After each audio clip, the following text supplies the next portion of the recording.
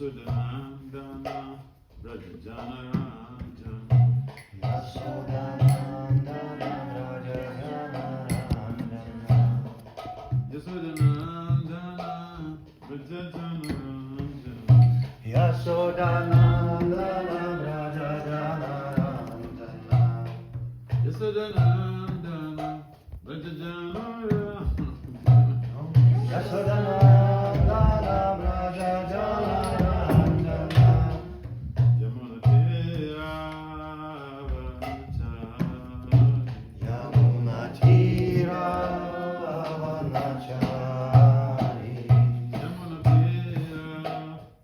Vanachari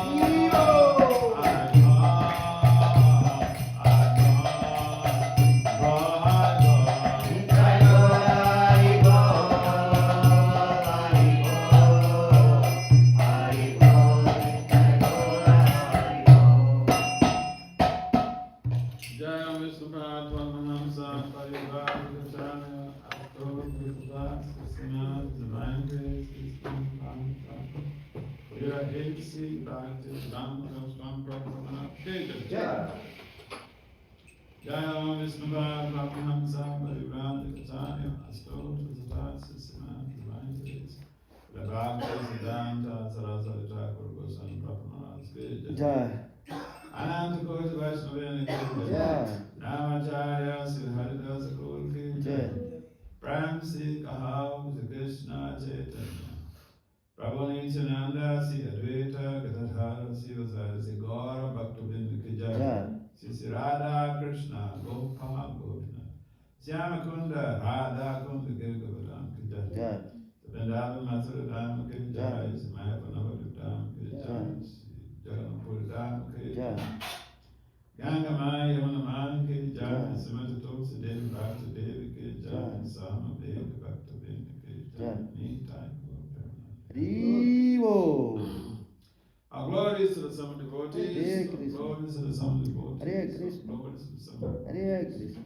our glories to Sister Gauranga, Sister Gauranga.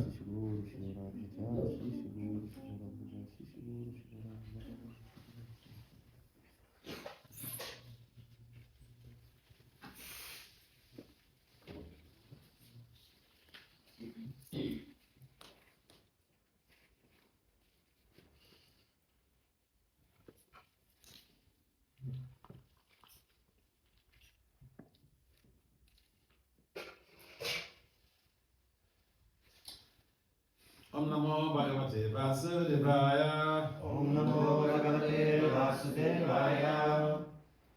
Om Namo Bhagavate Vasudevaya.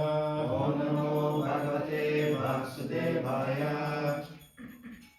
Om Namo Bhagavate Vasudevaya. Om Namo Bhagavate Vasudevaya. So Srimad Bhagavatam, Canto 5, Chapter 8, Text 10. Title of this chapter is The Character of Bharata Maharaj.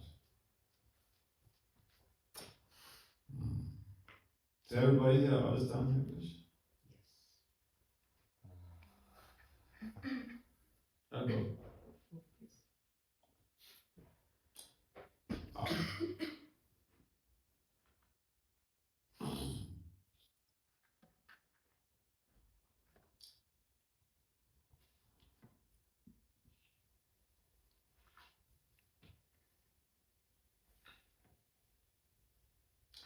Narayanam Namaskritya Naram Cheva Narottamam Devim Saraswatim Vyasat Tattva Jayamajire Nastrapeshvadadeshu Nityam Bhagavata Sevaya Bhagavati Gautam Shloke Bhakti Bhavaitinasti.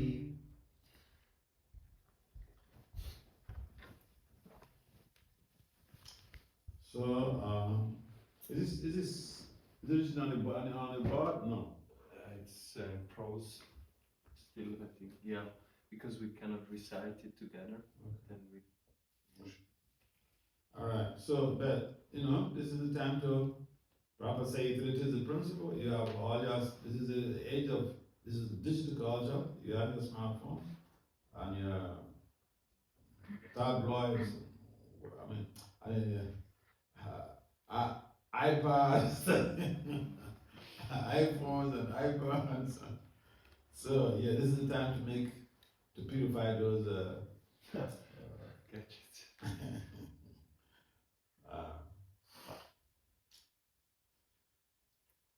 Nunam Hyarya Sadhava Upasama Sila Kripana Surida Evam Vidate Svatamapi Gurutaram Upekshante. So what the word translation? This kind of responsibility. Nunam, indeed. Indeed. He, certainly. Certainly. Aryaha, Aryaha. those who are advanced in civilization. Those who are advanced in civilization. Sadhavaha, Sadhavaha. simply persons. Upasama Shilaha, Upasama Shilaha. even though completely in the renounce of the life. Even though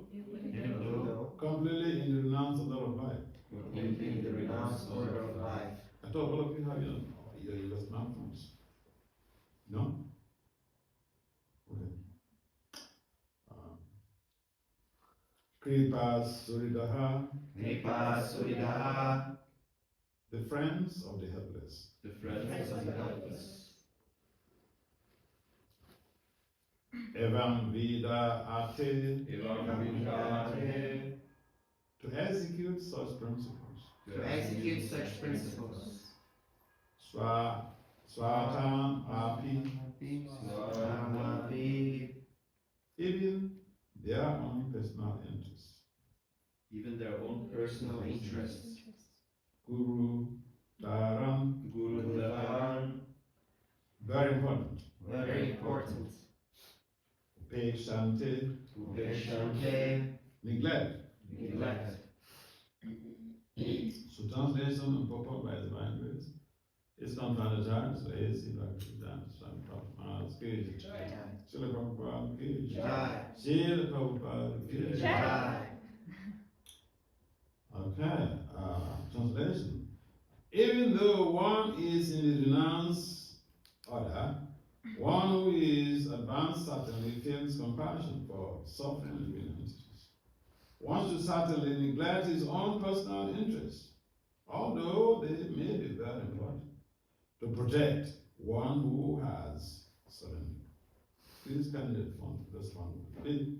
Even though one is in the renounced order, Even though one is in the renounced order, one who is advanced one who is advanced certainly feels compassion certainly feels compassion for suffering living entities. for suffering living entities. One should certainly neglect One should certainly neglect his own personal interests, his own personal interests, although they may be very important, although they may be very important, to protect one who has surrendered. to protect one who has surrendered. But Maya is very strong. In the name of philanthropy, altruism, and communism, people are feeling compassion for suffering humanity throughout the world. Philanthropists and altruists do not realize that it is impossible to improve people's material conditions. Material conditions are already established by the superior administration according to one's karma. It cannot be changed. The only benefit we can render to suffering beings is to try to raise them in spiritual consciousness. Material comforts cannot be interested or cannot be increased or decreased. It is therefore said in the Srimad Bhagavatam, 1st canto, 5th chapter, text 18, Tal labhyate dukkhava ayanta sukham. As far as material happiness is concerned, that comes without effort, just as tribulations come without effort. Material happiness and pain can be attained without endeavor. One should not bother for material activities. If one is at all sympathetic or able to do good to others, he should endeavor to raise people to Krishna consciousness. In this way, everyone advances spiritually by the grace of God. For our instruction, Bharata Maharaj acted in such a way. We should be very careful not to be misled by so-called welfare activities conducted in public terms. One should not give up his interest in attaining the favor of Lord Vishnu at any cost. Generally, people do not know this, or they forget it. Consequently, they sacrifice their own original interest, the attainment of Vishnu's favor, and engage in philanthropic activities for bodily comfort.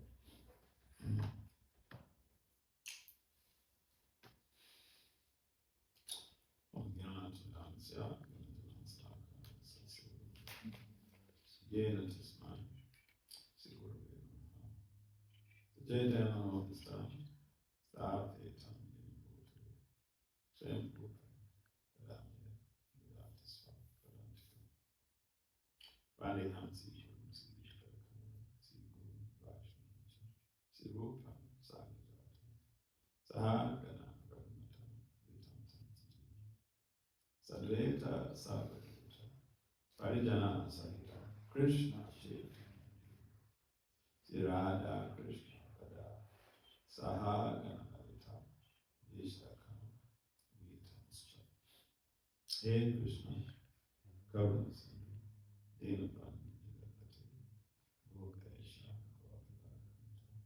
Radha Kanta Namaste Tata Kanta Adi Vishwa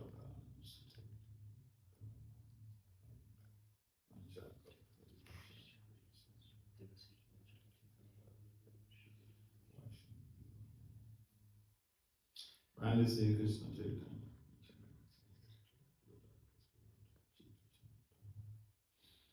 Jai Sri Krishna Chaitanya.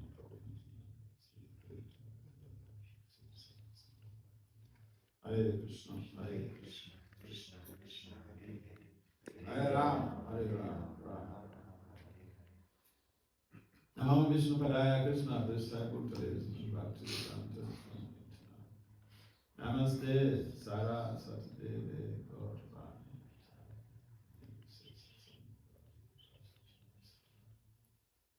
So welcome to this segment of the morning program.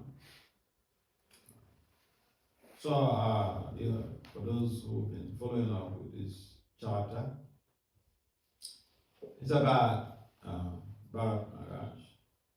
Bharata Maharaj was just an exalted devotee of the Lord. He renounced his kingdom, went to the forest, performed the passion. He was very advanced in his spiritual endeavor. He was engaged in his duties by the bank of the river Gandaki. Gandaki is now in Nepal. So he was performing his spiritual duties, and then a lion roared very ferociously, and a deer was by, pregnant deer. Out of fear of the lion's roar, she leaped across the river. But she was pregnant, so she had a miscarriage. And the baby fell into the river. And so, Bharat, he was watching all of this unpalatable scenario. So he took compassion on the deer, on the calf, baby deer that was flowing into the river. He picked that calf up, took the calf up, and they took the calf to his ashram. So he took the calf to his ashram and was attending to this, providing his needs. What is the problem with that? There's no problem with that at all. Do be very kind. Extend yourself. Move out of your comfort zone and help people, help living entities. That is not the problem. The problem is the result of that. What comes out of it? Is there some raga, some attachment? So here this text is stated that even those who are in another of life, Bharat was in another of life. So Bharat was simply executing his duty. You have to be compassionate. And yes, compassion is very important for the preachers, for the sadhu, for those in the renouncement of life, who go to any extent. And I was reading Prabhupada's statement. He said, But during initiation, the spiritual master takes the sinful reactions of the disciple. So this is the guru business is very suicidal, isn't it? It's suicide. But someone has to do the dirty job. So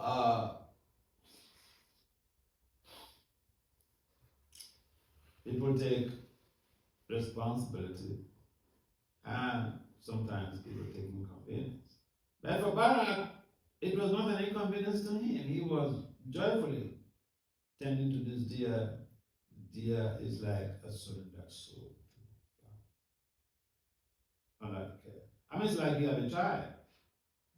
You have to be responsible for your child. Because you are supposed to facilitate the extrication of that child from the clutches of material coherences. In other words, you're supposed to be responsible for that child's liberation from the material world, tending to their needs, social needs, economic needs, educational needs, spiritual needs. Well, therefore, the responsibilities of the parent, responsibilities of the teacher, responsibilities of the sadhus, they're very imperative for collective and individual emancipation. And so people have to go move out of their comfort zone. Even the preacher, the devotees going out to preach, that is also a very compassionate approach to life. That when we go out to distribute the holiness, that is the most magnanimous activities that we can perform. But that is the Yugadara for this age. Altruism, yes, is very, very good. Soft heart, people are good heart, altruistic. They care for the needs of others, provide the needs of others, philanthropies, donate money to some just cause, just causes. You know, some of these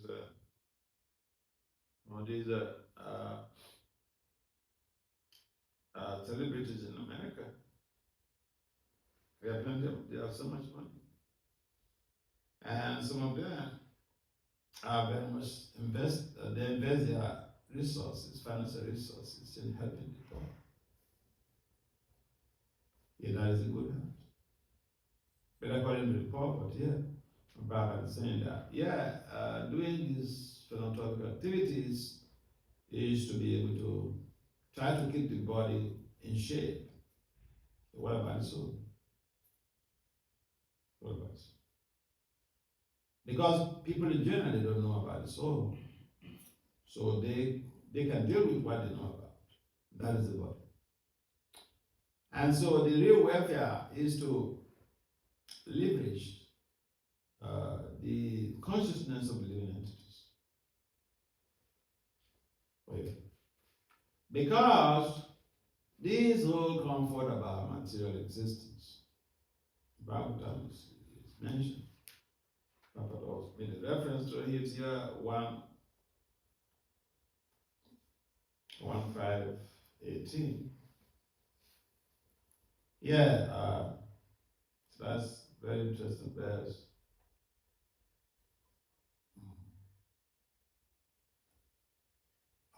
Beyond, you know this verse? Bhagavatam 1:5:18. You should study that. This is very good for bouncers.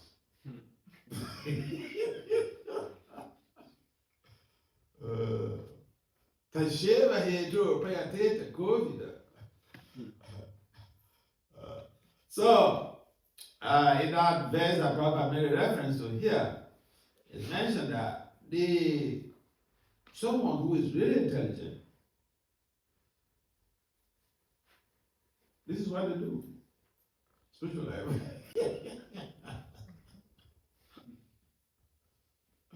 Someone who is very intelligent. And there are so many reasons, you know.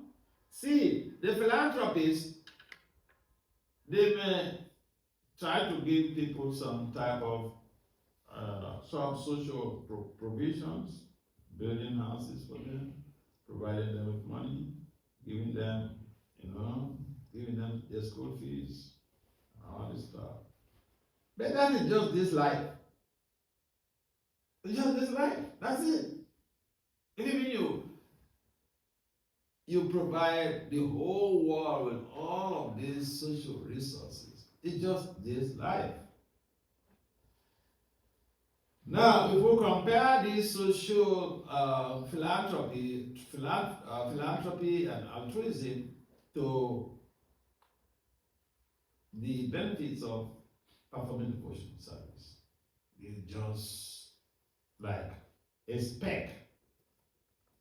Suppose you have so much money that you're the richest person on the planet, and you give your money, but even the richest person on the planet, he doesn't give his money. So really like that. Then there are some people who are really very philanthropic and altruistic. So you may have so much money, and you have a good heart. Then you go about helping people, distributing your money for different causes, hospitals, schools, feeding the poor, and all this thing. But even the feeding the poor is not decided. So the idea behind all of this goodwill is that in most cases they know that they will reap the results. You do good, you reap good results. They may not know that they will come back to this material world to reap the results. Of course, in India, people know that they will come back and reap the good results. In the West, the people perform, they just have good hearts. They perform activities. They feel good when they perform. And of course, when you perform good acts, according to research reports, you perform good acts, you feel good. Yeah. It makes you feel better. You are healthier. So even for anything else, yeah, helping people is a good deal. Investing our financial resources to help people is a good deal. But all of this cannot be compared to the investments that we make in spiritual devotion service. How is that? See, if we in the Chaitanya and Bhagavatam, in the discussion between Pundarik Vijayanidhi and Gadadhar Pandit, Mukunda had brought Gadadhar Pandit to see Pundarik Vijayanidhi. He's glorified so much about, the devotion, intense devotion, dedication of Pundarik Vijayanidhi. So he brought Gadadhar Pandit, his friend, young friend, to come and have darshan Pundarik Vijayanidhi. Gadadhar Pandit, he was a bandit. Pandit means someone who is highly learned. He knows symptoms of a sadhu. You can't say you're a sadhu and the symptoms are not there. External symptoms, internal symptoms. So then, sometimes people know too much and then they miscue. So Gadadhar Pandit went there with Mukunda, and then he saw they want to meet with Pundarik Vijayanidhi. And then he saw how Pundarik Vijayanidhi was in such an opponent session. Sometimes people think that your performing spiritual life is supposed to be just poor. Live a wretched life. Maybe just put on cookies and then walk the streets.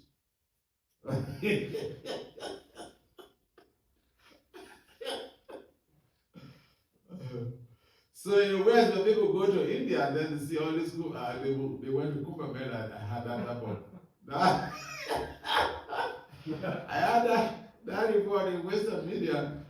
So this the Western journalists, they went to the witnesses Kumbh and they said all these nude sadhus and all these Shivites are nude. They've been in the forest for years and they're nude. So how is the Western going to interpret that? Yeah, so it's a complex thing. Achintya. Spiritual culture is purely achintya, inconceivable for the common man. So, Mangalaya Pandit, he saw how Mukunda Sati, he was living in opulence. So he doubted. The doubt struck. In India, it's very common. Someone sends a message on Facebook and says, "Oh, Maharaj, I have a doubt." Instead of going to the nearby temple to ask about their doubt, they go onto the internet to, as if, we don't have anything to do. We're just sitting down there to wait for their doubts. So someone sends a message saying, "Maharaj, I have a doubt." Narada Pandit had a doubt. He saw Puttarik Vidyanidhi in opulence. And that was apparently a counterculture for the sadhu. Sadhu is supposed to live in equality. We hear about Babaji Guru Kishore staying near the toilet. So he saw Ganara Pandit, he saw Puttarik in just an opulence. So he had the Tao. So when he had the Tao, the person who brought him, Mukunda, he is also very an astute devotee. So he perceived that God had a doubt. You see? He perceived that God had a doubt. So he decided some verses from the Bhagavatam. And Puttarik Vidyanidhi, he swore into ecstasy. God upon the top. Oh my goodness, I am finished. Committed an offense. Anyway, to cut matter short. Afterwards, the Dada decided to take shelter of Puttarik Vidyanidhi, to take initiation from him, to serve him, so as to enable him to serve him, so that his sinful reactions could be nullified. And that's the reason why Narada Pandit took initiation from Puttarik Vidyanidhi. And in the discussion between Narada Pandit and Puttarik Vidyanidhi was explaining how devotional service is so glorious that even for the ordinary devotee, just by following the regulative principles and chanting every day, doing some service to the Lord, they will 10,000 generations of the family will be prepared before them and after them. For the Madhyamadikari, I think it's 12 or 14.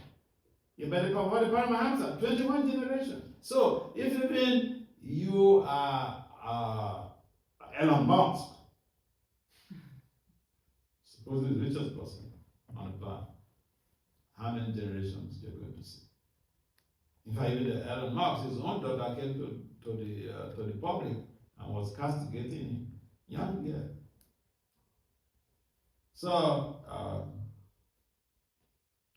the philanthropism and altruism.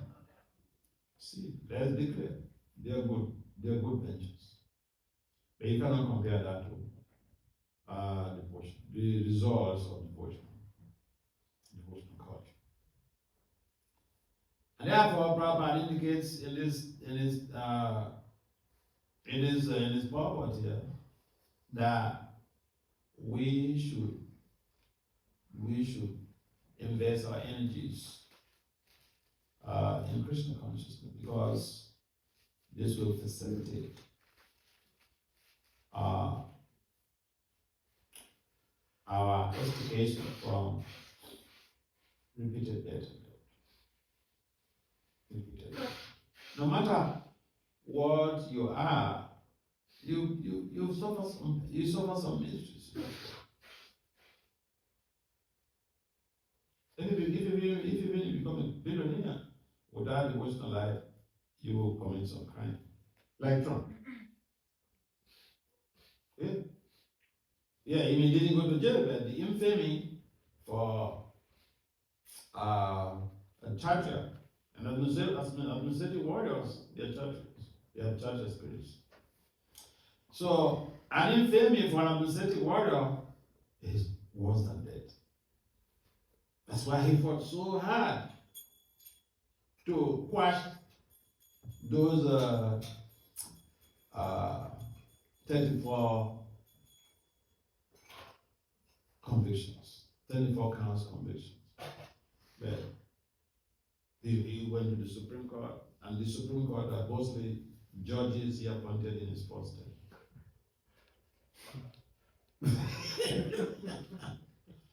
Like saying, hey, look, I put you in this position, free me, quash all this thing, throw this off. The judges, Supreme Court, the US Supreme Court, there's you go for the sentence. So he's a very distinctive person because he's the first US president who went to the Oval Office as a fellow. In fact, in my current research is on fellowocracy. It's on Trump.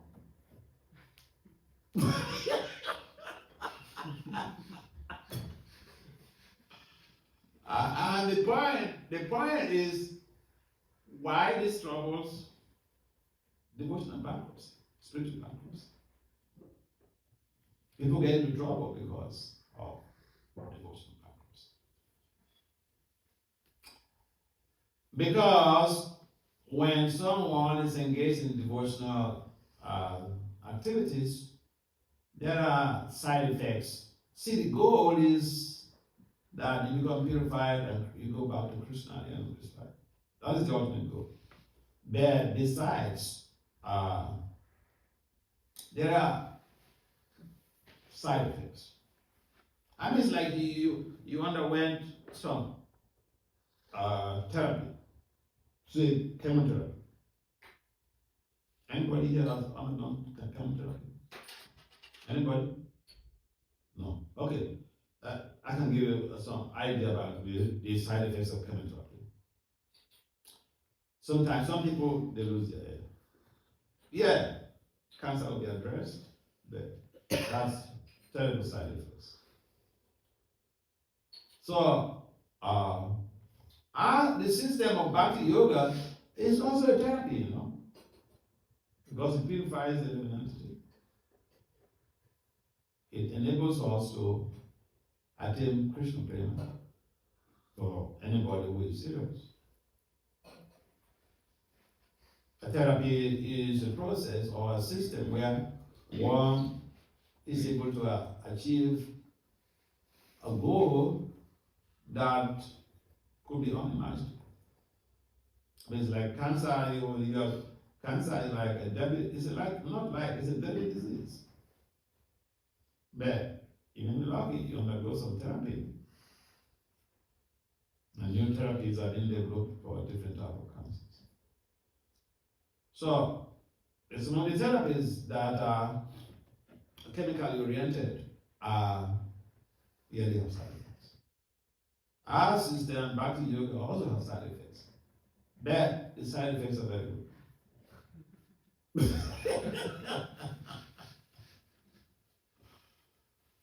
So, for instance, one is able to develop self-restraint. And if you have self-restraint, you will not go to commit crimes. You will not be involved in antisocial behavior, unethical behavior. So, at least if people don't even aspire to get out of the prison of material existence, it's good for people in general to do some, to invest their resources in Bhakti Yoga. If they cannot sit down and chant Hare Krishna, they should do some service, because that will help to leverage the So back to the point, we have to be careful. Prabhupada says we have to be careful in this material world because we may have good intentions. Bharata has good intentions.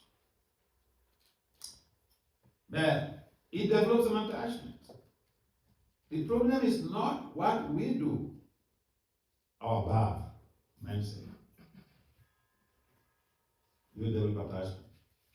And Krishna is Bhavagrahi.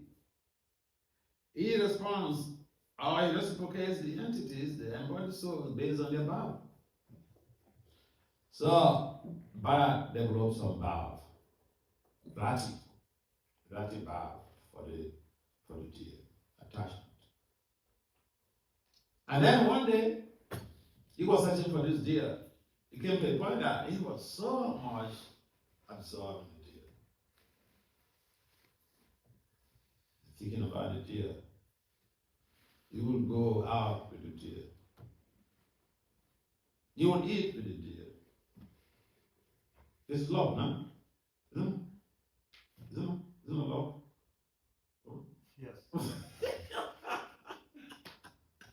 Yeah.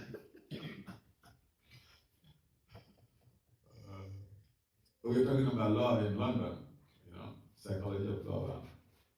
People don't really talk about those things in the public, so they thought, this guy is so bold, so brave.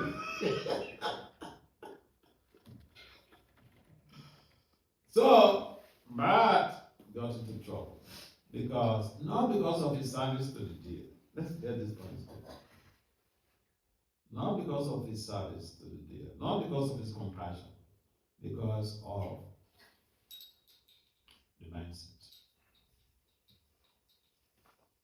Develop attachment. And then one day, guys, you see, one day, I was searching for this deer. Yes, Don Ahmad was searching for this deer. And then he fell down.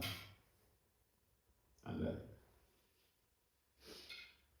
so he was thinking about the deer. Krishna says in the Gita, Yam Yam Bhati Smaram Bhava Tyaja Te Anti Kaliva.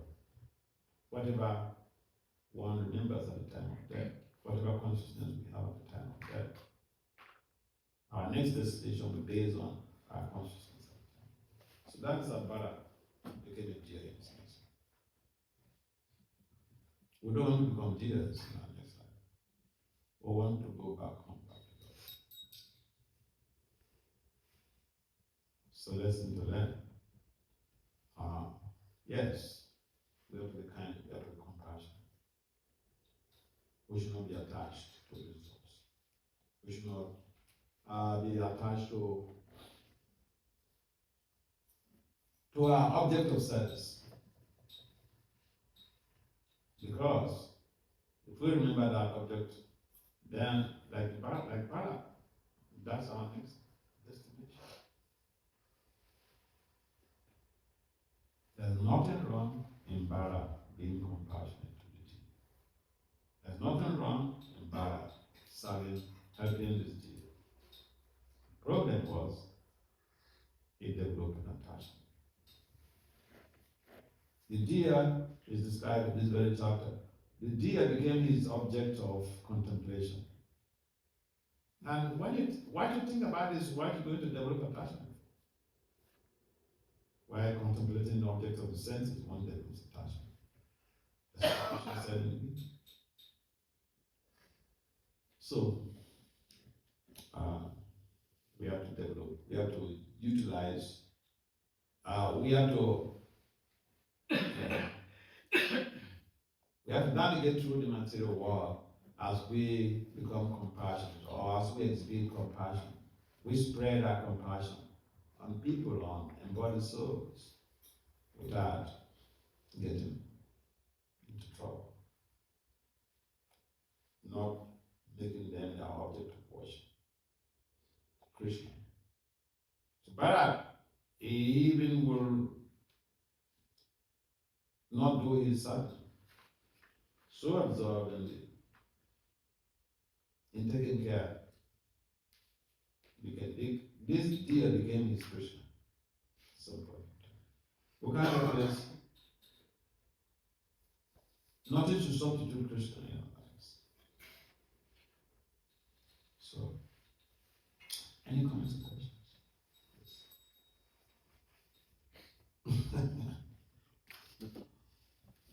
That's a very nice chapter, you know.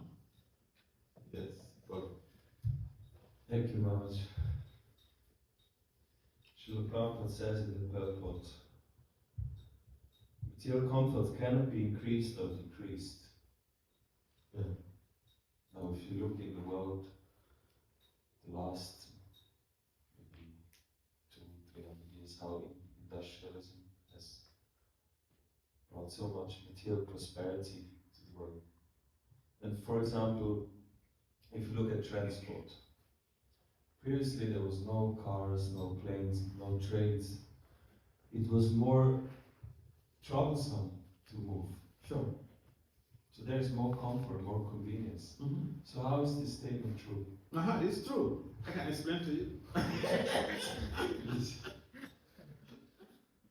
You know, sometimes people really get confused about some of Prabhupada's statements. I was discussing, you know, at London School of Economics. I gave a presentation there. And then after the presentation in London, so one of these girls, you know, who was in the program, she came to me. I think she has been reading the books or maybe even practicing. And her concern was Prabhupada's statements about, you know, that women are less intelligent. So, and then I explained to her, so, I mean, the fundamental things that I understand about intelligence, how intelligence is a broad discipline. So, for instance, I was explaining to her, we have mathematical intelligence, spatial intelligence, social intelligence, emotional intelligence, spiritual intelligence. Which intelligence Prabhupada define it? We don't know. And for social intelligence, women are 8 times more social intelligent than men. So explain to her, look, a 17-year-old girl can manipulate a man of 25 years old. All of his money and resources. She was laughing. Initially, she came very upset, angry. But then when I explained all this stuff, yeah, so, you see, Prabhupada mentioned that we can't increase or decrease. But it doesn't mean that there couldn't be technological development.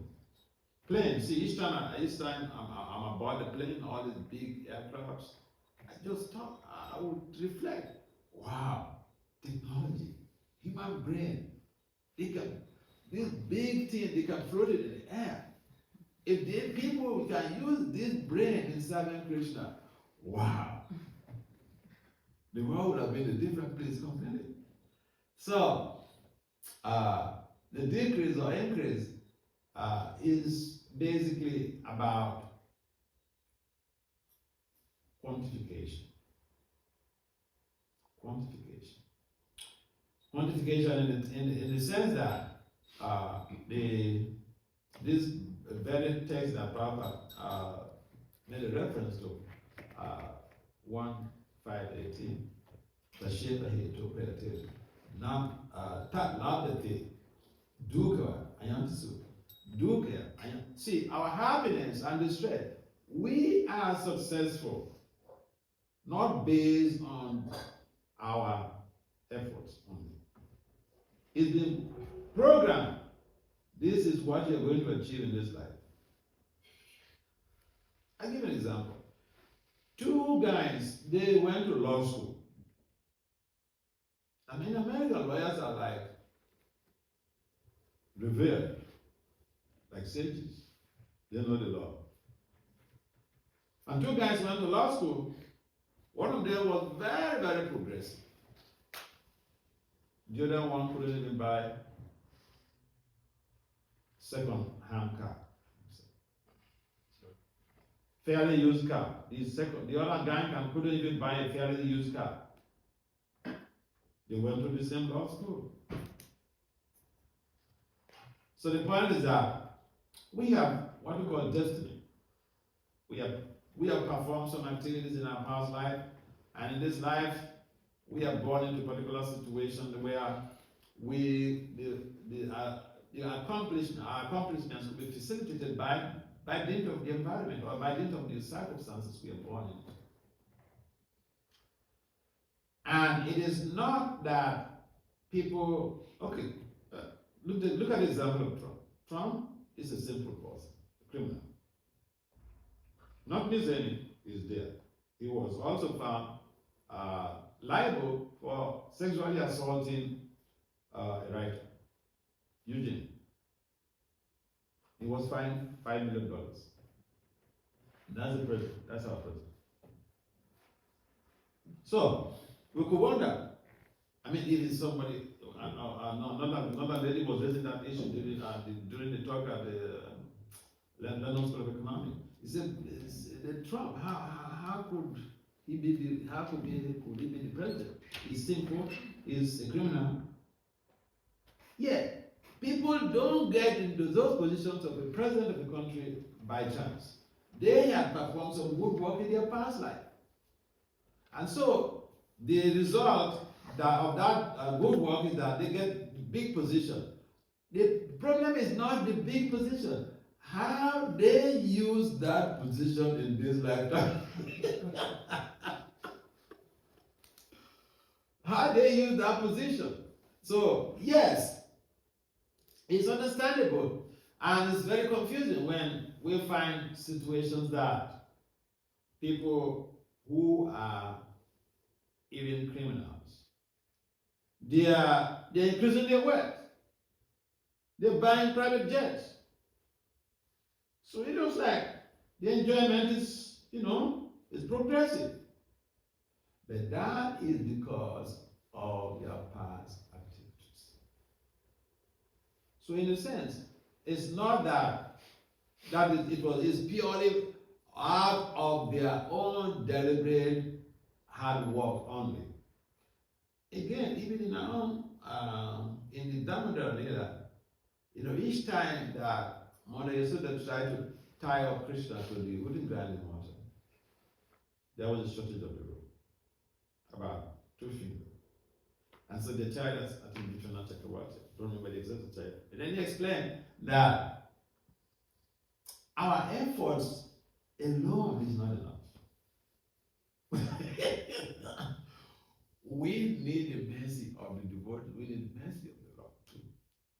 So, the bottom line is that what we perceive as increment or a decrease is not, it's relative, or rather, it is by dint of the person's pious or impious disposition from past life.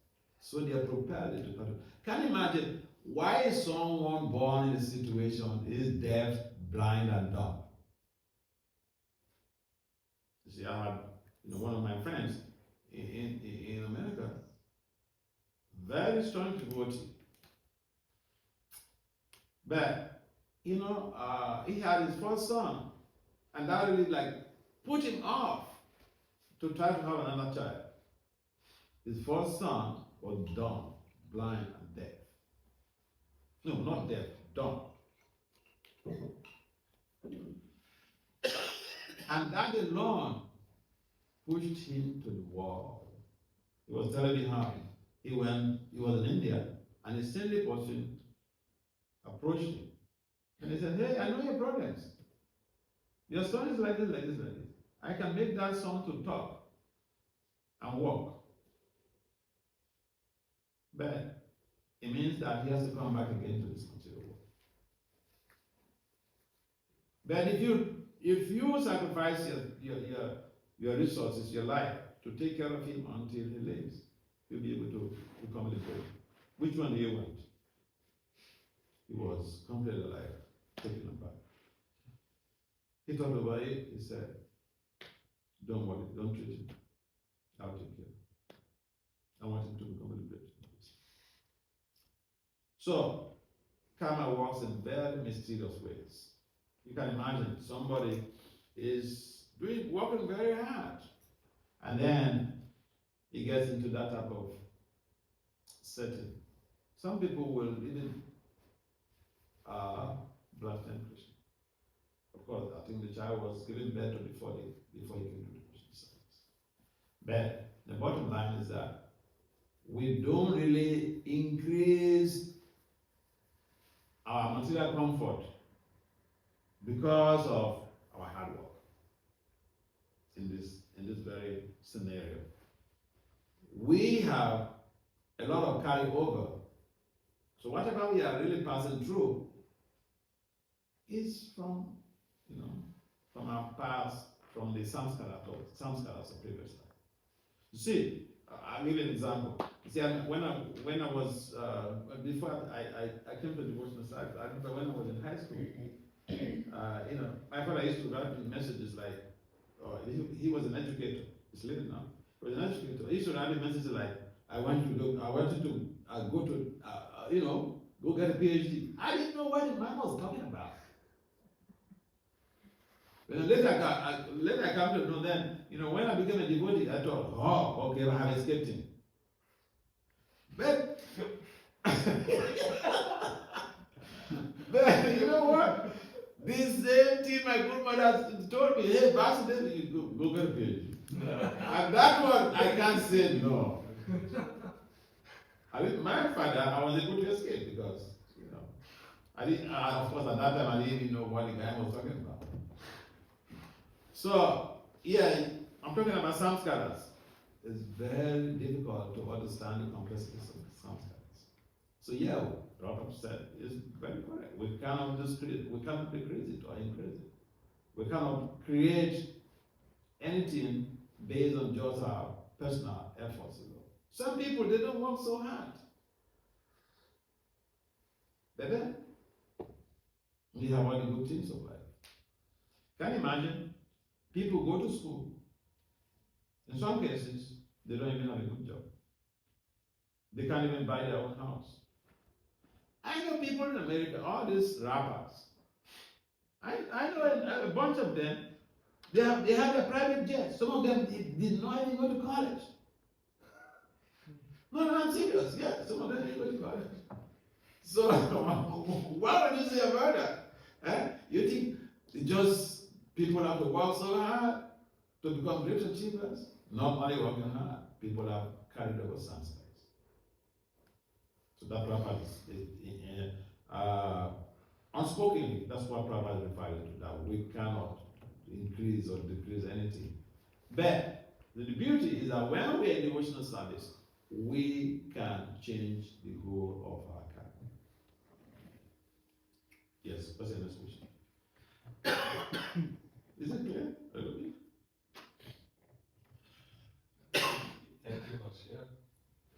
So, one example that comes to my mind, and I want to see if that's correct, like if somebody is sick, has some physical pain, then we can just take painkiller and improve the situation. But then that will not solve the issue of why is this person having this problem.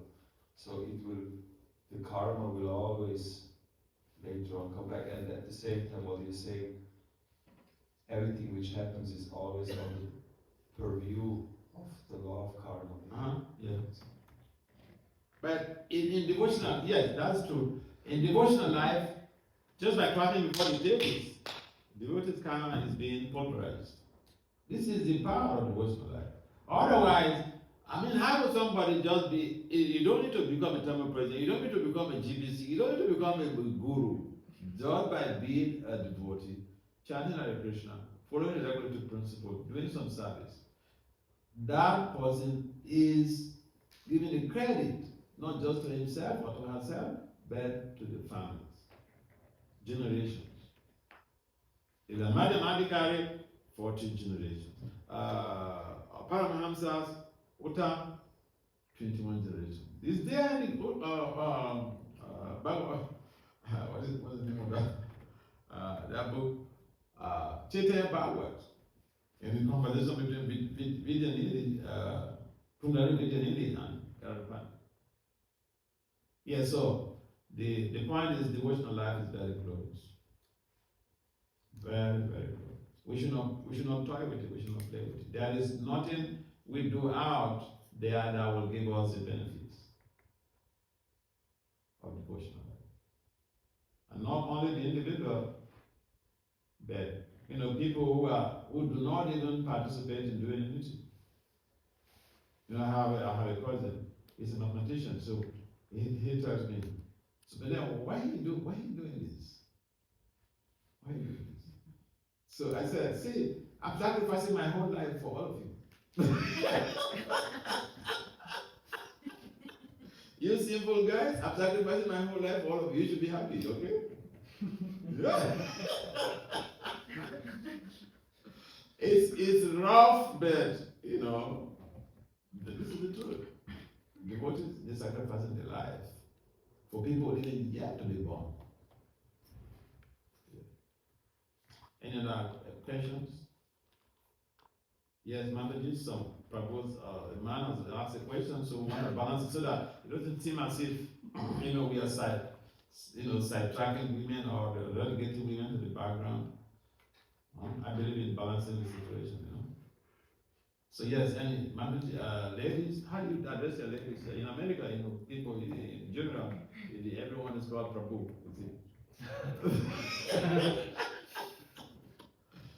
Well, that's individual choice. Okay. So the ladies, any question? Yes, please. You need to unmute the mic. So you were talking about that it's good to do welfare for others, to work for the welfare, and it's really nice to be compassionate. My question is, and what I always think about is, how to put this practically, like we don't be attached to our actions, like in the welfare of the well-being. Yeah, it's a matter of being conscientious about that and putting into practice. Sometimes, people ask similar questions that how am I going to put this into practice?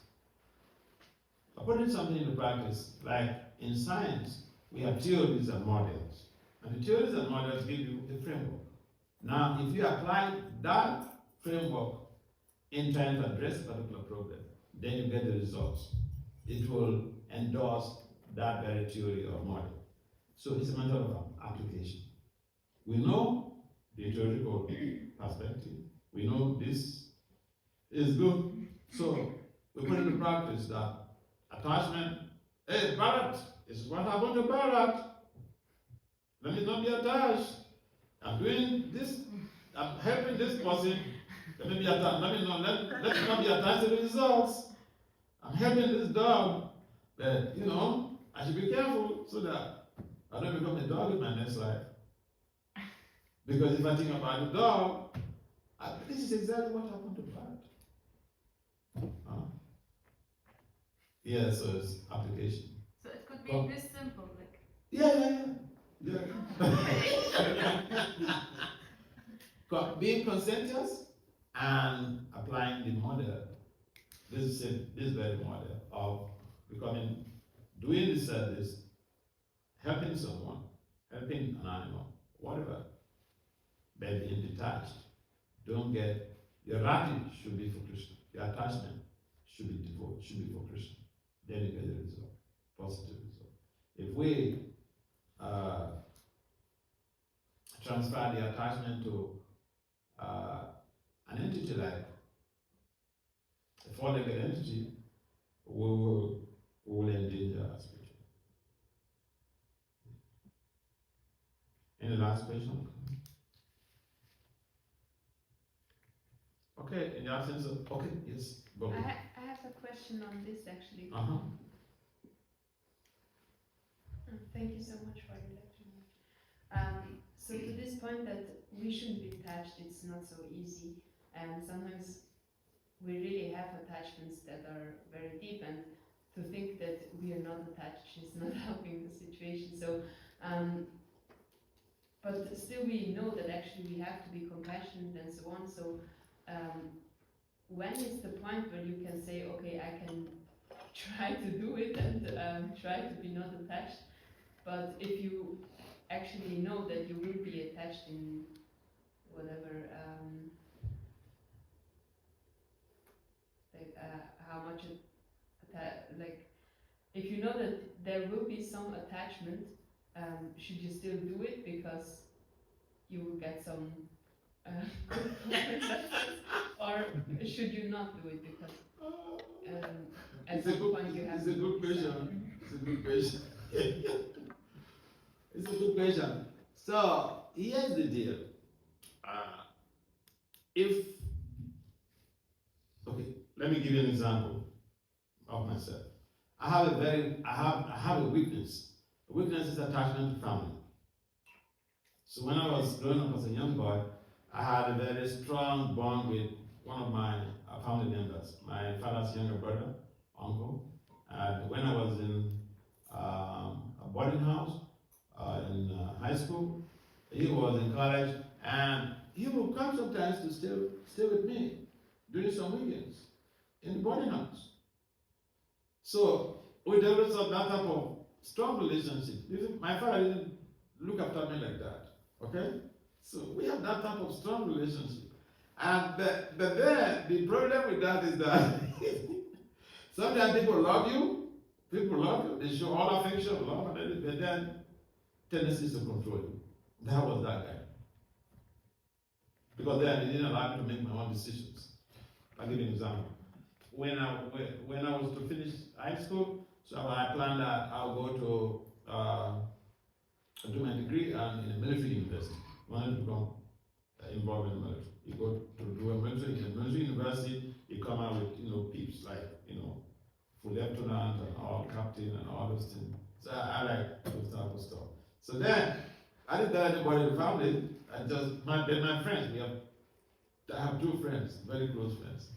So then one of them, he went to tell my uncle. He went to tell him that this is what the nephew is planning to do. He wants to go to military university. So that guy, he came to me one time and then he said, how do you want to do this? I don't want you to do it.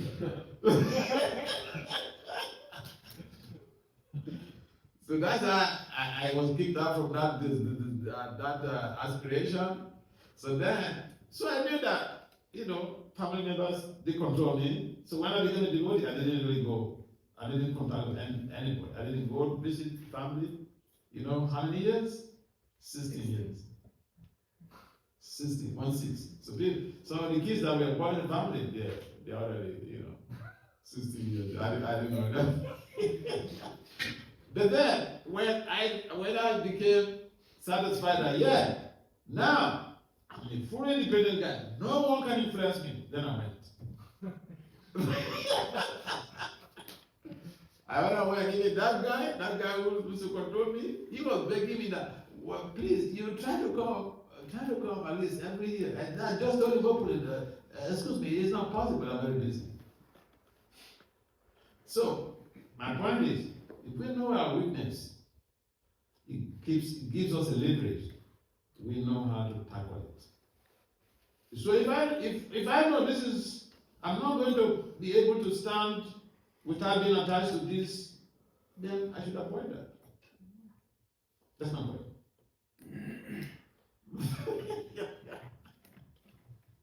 Does it make sense? Yes. Thank you so much. You're welcome. Because sometimes, see, we are humans, and we are born.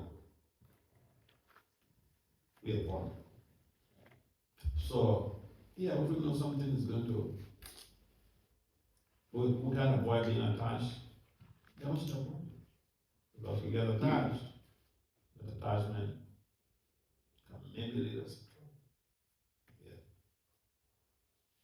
Okay, we stop here. So, Papa, Srimad Bhagavatam. Bhakti Vasudeva Maharaj ki Okay.